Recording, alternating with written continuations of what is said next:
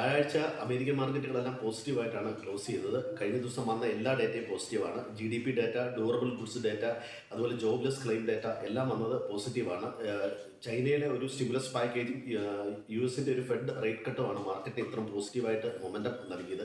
ചൈനയിലെ stimulus package പല ഏജൻസികളും പല ഇൻസ്റ്റിറ്റ്യൂഷനും ചൈനയിലേക്ക് ഇൻവെസ്റ്റ്മെൻറ്റ് കൂട്ടുന്നു എന്നുള്ള ഒരു വാർത്തയുമുണ്ട്.